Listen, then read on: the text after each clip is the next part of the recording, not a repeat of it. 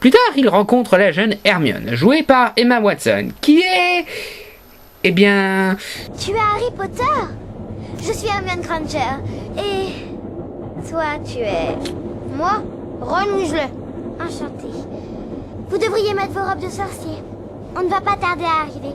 Ouais, pas terrible actrice. Je sais qu'elle est encore qu'une gosse et donc inexpérimentée, mais Radcliffe et Grint s'en sortent quand même convenablement. Ils ne donnent pas l'impression de réciter un poème pour sa classe, en prononçant bien comme il faut les syllabes et tout. Avoue que ce n'est pas une réussite. Mais enfin, les enfants arrivent à l'école de Poudlard, qui est un château. Ils rejoignent le professeur McGonagall, et on a la première scène de mon personnage préféré. Il y aura la coupe des maisons. Trevor!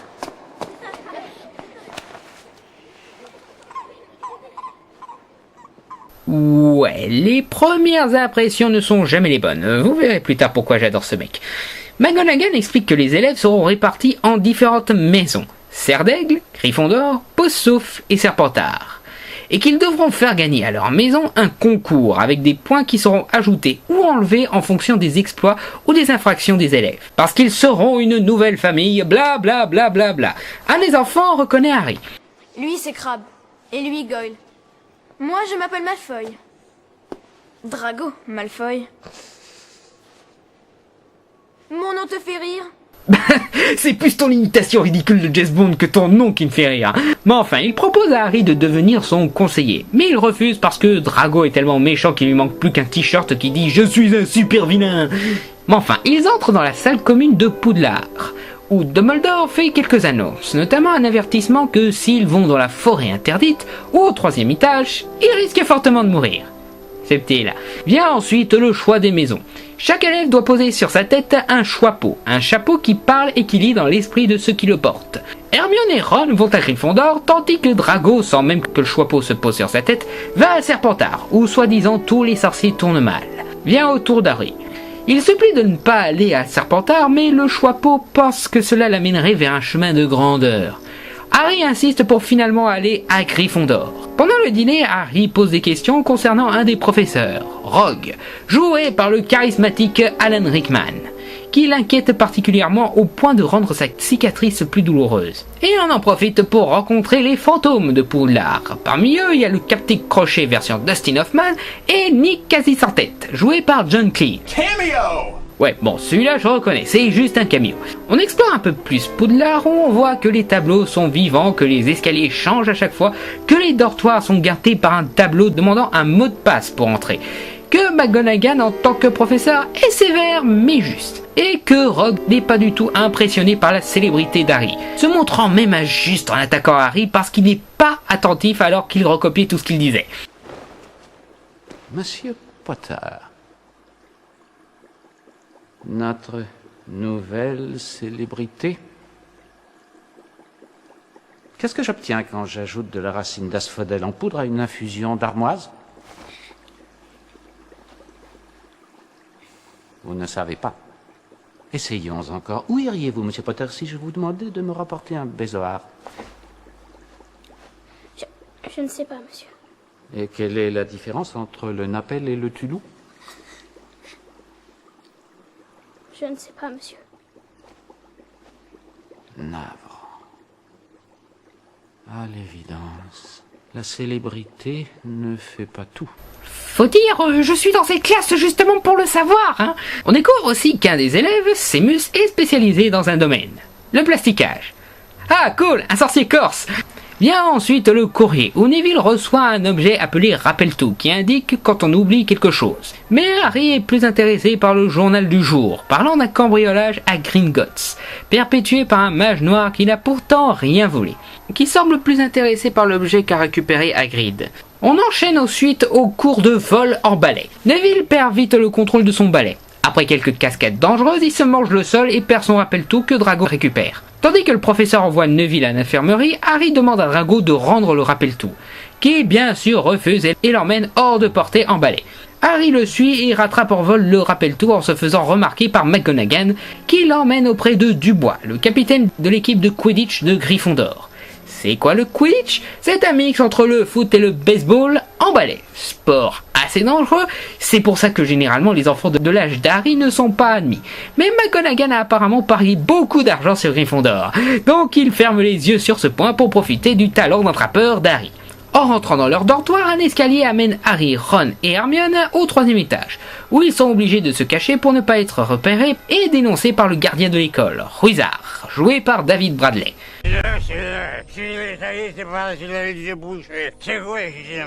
En se cachant, le trio découvre pourquoi l'étage est interdit, parce que c'est la niche du Cerbère en personne. Il s'échappe et Hermione explique qu'il garde quelque chose, et d'avant d'aller se coucher, elle fait une autre remarque cassante. Maintenant, si ça vous dérange pas, je vais me coucher, avant que l'un de vous ait encore une brillante idée pour nous faire tuer. Ou pire, nous faire expulser. Waouh, elle doit vraiment revoir l'ordre de ses priorités, celle-là. Il faudra qu'elle revoie l'ordre de ses priorités. Je l'ai dit avant! Le lendemain, Dubois explique les règles du Quidditch. Le but est de faire passer une grosse balle à travers des anneaux adverses, tout en évitant des balles moyennes très méchantes de leur broyer les os. Tandis que l'attrapeur, Harry donc, essaye d'attraper une plus petite balle très chiante à choper, le vif d'or. L'équipe qui attrape le vif d'or gagne la partie. Donc je suppose que le côté envoyer les balles dans les anneaux, c'est au cas où les attrapeurs en ont plein les couilles de courir après le vif d'or, et si ça dure trop longtemps, ou si elle se tire à l'autre bout du monde, ou pour pouvoir mettre ce sport dans la catégorie jeu d'équipe pour le côté marketing, mais enfin bref. Un autre cours, cette fois de lévitation. Comme d'hab, Ron se plante, Hermione s'en sort comme un chef et avec fierté, énervant encore une fois Ron. Et Seamus plastique encore son sort. Mais après le cours, Ron se moque du jeu d'actrice d'Hermione avec les garçons. C'est Leviosa, pas Leviosa. C'est un vrai cauchemar cette fille-là. On comprend qu'elle n'a aucun ami. Elle a dû t'entendre. Oups. Hermione s'est enfermée dans les toilettes, soi-disant pour pleurer tout le reste de la journée. Mais durant le dîner, professeur Chochotte-Beg, je veux dire Quirrell, débarque. Un troll dans les cachots! Je voulais vous prévenir.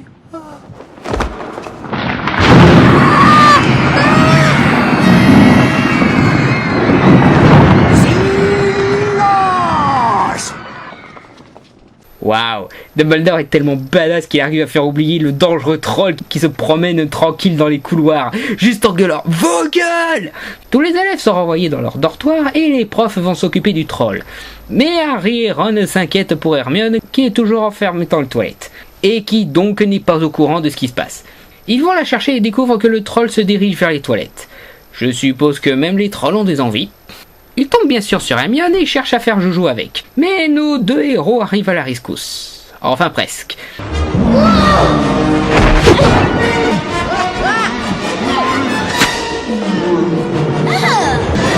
Fais quelque chose! Quoi? N'importe quoi! Wingardium Leviosa! Mais je n'avais pas une massue dans cette main.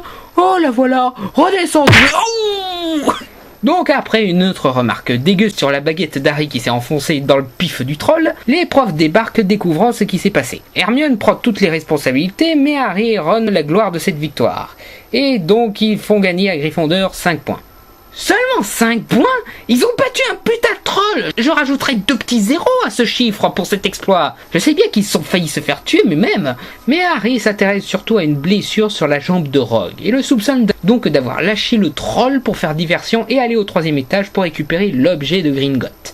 Ouais, moi aussi je soupçonnerais Alan Rickman d'être un méchant. Le mec a pratiquement joué que ça dans toute sa carrière. Après ça, on enchaîne au match de Quidditch, et on remarque notamment que McGonagall tient vraiment à gagner son pari vu qu'elle a apporté à Harry la Ferrari des balais, le Nabus 2000. Est-ce que c'est autorisé ce genre de truc? Angoissé, Harry? Oui, un peu. C'est normal. Je l'étais aussi avant mon premier match. Qu'est-ce qui s'est passé? Je ne m'en souviens pas. J'ai pris un cognard en pleine tête au bout de 2 minutes. Je me suis réveillé 8 jours plus tard. Oh, t'inquiète, Harry, Dubois c'est pas pareil. C'est un gardien de but, le premier qui s'en prend plein la gueule. Parce que franchement, quand tu te casses le cul à gagner des points et qu'un mec te fait louper ton super tir, faut pas s'étonner s'il passe à la molinette. Ah, et accessoirement parce que c'est un des personnages que pas mal de fanatiques reprochent l'absence dans les meilleurs films d'Harry Potter, donc ouais, autant le buter tout de suite, comme ça c'est réglé. Mais enfin, petit détail durant ce match, la voix de l'animateur. Les joueurs se mettent en position tandis que Madame Bibine s'avance sur le terrain pour le coup d'envoi. Je vous rappelle que le vif d'or représente 150 points. L'accord 10 points pour Gryffondor. Bon là vous êtes bien d'accord, c'est une voix bel et bien féminine. Pas même enfantine, non, c'est bien une femme qu'on entend là. Je dis ça pour un truc qu'on verra demain. Harry essaye bien sûr d'attraper le vif d'or, mais son balai se met tout à coup à s'emballer. Hermione remarque que Rogue dit une incantation. Elle va donc l'arrêter en mettant le feu à sa robe, permettant ainsi à Harry de reprendre le contrôle de son balai et repartir après le vif d'or. Bonne séquence d'action d'ailleurs. Tu vas vraiment le faire? Tu vas vraiment jusqu'au bout? Bon bah ok, au plus. Harry finit par attraper le vif d'or avec sa bouche. Ça compte. Gryffondor gagne donc le match. Mais hélas, nos héros ne fêtent pas encore l'événement vu qu'ils vont parler à Hagrid de Rogue. Pourquoi Rogue aurait jeté un sort au balai d'Harry? Qui sait, pourquoi il a essayé de passer devant le chien à 3 têtes le soir d'Halloween? Qui vous a parlé de Touffu? Touffu? Cette chose a un nom? Oui, il a un nom, c'est mon chien. Je l'ai acheté à un Irlandais que j'ai rencontré dans un pub l'an dernier. Je l'ai prêté à Dumbledore pour garder là. Oui. Ah, j'en ai trop dit. Ça suffit, les questions ne me posent plus de questions. C'est top secret, d'accord? Hagrid n'avale pas du tout l'histoire avec Rogue et il demande aux enfants de ne pas s'en mêler. Ce que garde ce chien, c'est une affaire entre le professeur Dumbledore et Nicolas Flamel. Nicolas Flamel? J'en ai trop dit. J'aurais pas dû dire ça. Oh, j'aurais jamais dû dire ça. On enchaîne à Noël où Ron et Harry jouent une petite partie d'échecs version sorcier quand Hermione arrive avant de rentrer chez elle pour les vacances de Noël, pour leur demander de continuer les recherches sur ce fameux Nicolas Flamel. J'ai cherché dans des centaines de livres. Mais pas dans ceux de la réserve. Le jour de Noël, Harry reçoit avec surprise un cadeau, une cape d'invisibilité. Wow! Mon corps a disparu. Je sais ce que c'est. C'est une cape d'invisibilité. Je suis invisible? Ouais, il y a des fois où Harry est un petit peu lent à la réflexion. Mais enfin, il utilise la cape pour aller dans la réserve et trouver des infos sur le Flamel. Et il tombe sur un exemplaire de Twilight. Il se fait repérer par Uzzard et s'enfuit au plus vite. Mais sur le chemin, Harry tombe sur Rogue, agressant Quirrell. Priez quand même pas que je sois votre ennemi, Quirrell.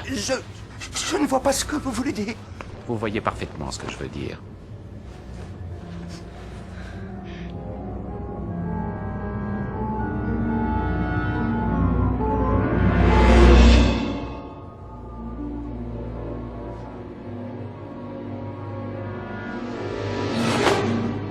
Nous aurons une autre conversation lorsque vous aurez eu le temps de décider dans quel camp vous êtes.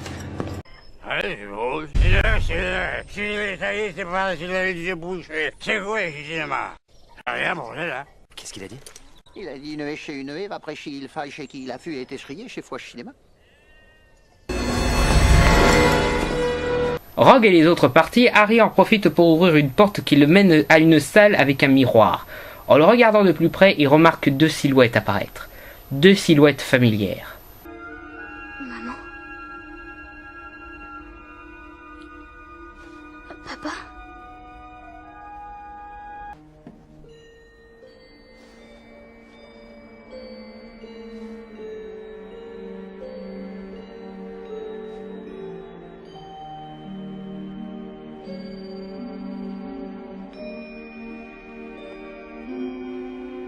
Il va chercher Ron, mais tout ce qu'il voit, c'est lui, préfet et capitaine d'équipe de Quidditch, avec la coupe de Quidditch. Harry reste seul avec le miroir pour être rejoint par Dumbledore, pour lui expliquer que le miroir qu'il regarde, c'est le miroir de Rized. Pour l'homme le plus heureux de la Terre, il serait un miroir ordinaire, il n'y verrait que son reflet, rien d'autre que son reflet.